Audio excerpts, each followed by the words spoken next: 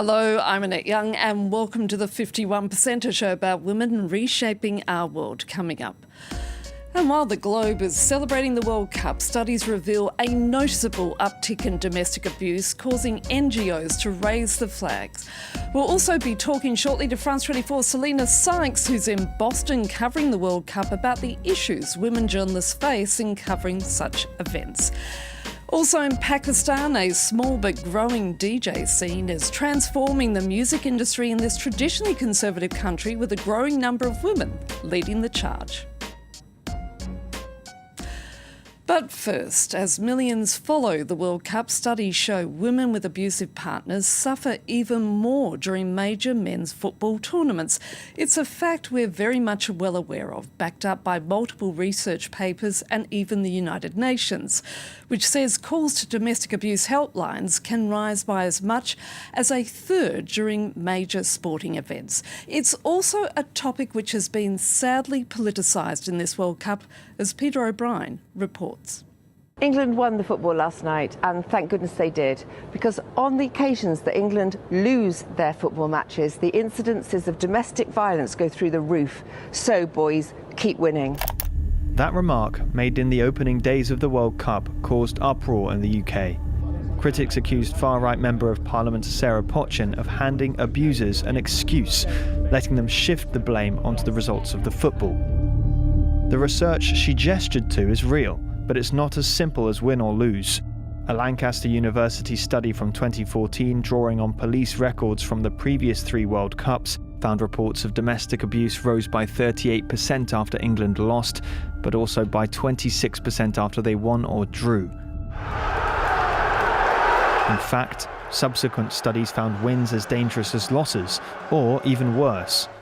For those working with victims, the rush of emotion, often fueled by alcohol, lights a fuse that was already there.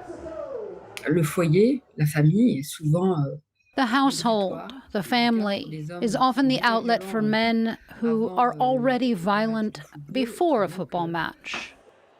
The British charity Women's Aid is campaigning with the slogan 11:37 p.m, the other kick-off time. It represents the moment after a 9 o'clock kickoff when abusers get home and reports of violence start to climb. A few years ago, the same charity struck a nerve with a film that ended on 3 words, "He's coming home," a twist on the anthem England fans sing when they dream of bringing back the trophy. For campaigners, the next step is for stars of the sport to speak out. The whole world of sports has a role to play. The more men who speak up, especially if they're famous, the more this violence can diminish. The phenomenon isn't confined to England, the World Cup, or even to association football. Studies found violence rose across South America during the Copa America and in the United States when the local American football team has an unexpected defeat. And joining me now from Boston is France 24's Selina Sykes, who's been covering the World Cup. Selina, you're part of a tiny minority, that being, of course, female journalists reporting on this event. For the French media delegation, out of some 150 accredited journalists, only 10 of them are women. So what does that mean for the coverage?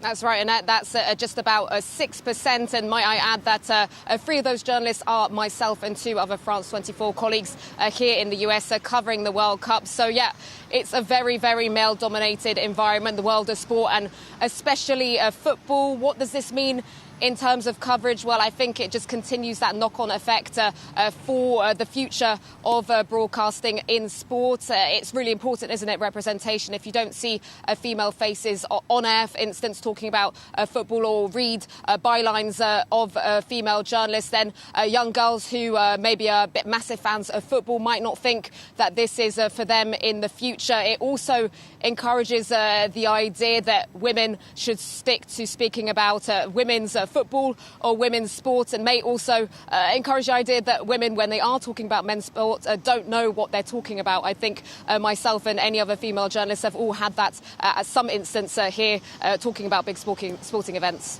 And we've seen female reporters being harassed at sporting events. Has that been the case at the World Cup?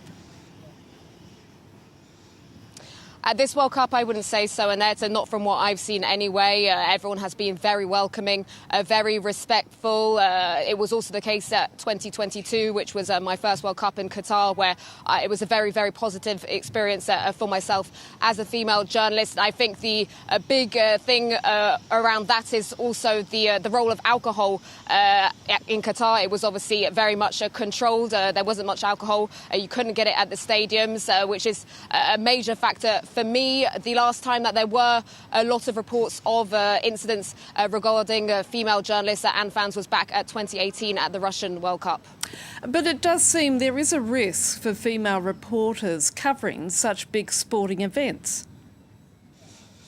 That's right. In fact, my first ever experience of covering an event, a football event in 2022 as a journalist. I was the victim of a sexual assault. I was touched inappropriately whilst on air covering the 2022 Champions League final at the Stade de France in Paris. I was also kissed on the cheek. You can imagine not a very nice experience, and obviously having to keep your cool whilst on air. It wasn't a nice experience, and unfortunately the same thing pretty much happened to me at this Champions League final this year in Budapest. I was again kissed on the cheek, which, to be fair, the man did come up to me afterwards and did apologise, but it just creates this very almost hostile, unwelcoming environment for female journalists.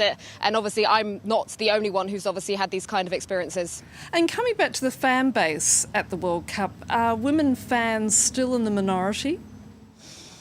I would say so. Obviously, the World Cup is a bit more family friendly. You do see more families. You do see more women with their children.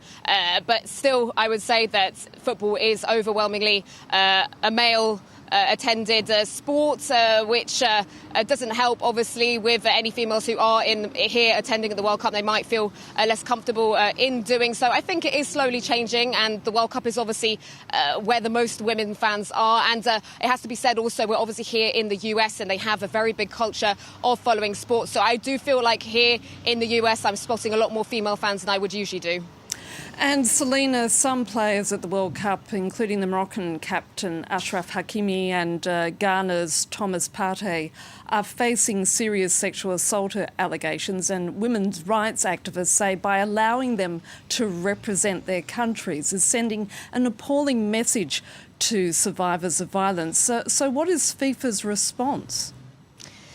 In short, there hasn't been much of a response from FIFA, but those very two high-profile cases you've just mentioned have really raised the question about how football should be dealing with this now and in the future. Should athletes who have these very serious accusations be lauded on the world's biggest stage and obviously representing their countries? We also had quite a similar thing with Alexandra Zverev winning Roland Garros, which raised a lot of questions. It has to be said that FIFA has had a real aversion to commenting on these issues, and it all goes down to the fact that there's no protocol to follow in FIFA. FIFA doesn't have a blanket policy regarding federations that are participating at the World Cup whose players are accused of sexual violence. Just a reminder, of course, Hakimi and Partey haven't been found guilty. They are innocent until proven guilty. Some of these players obviously go under investigations for months or even years, as is the case with Hakimi. So it's quite a difficult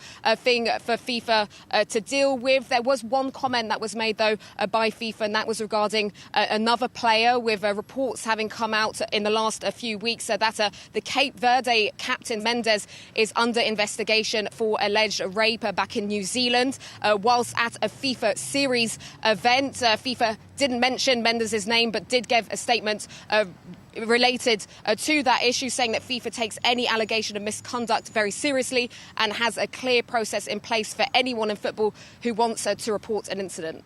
Selina Sykes, we're going to have to leave it there. Thank you so much.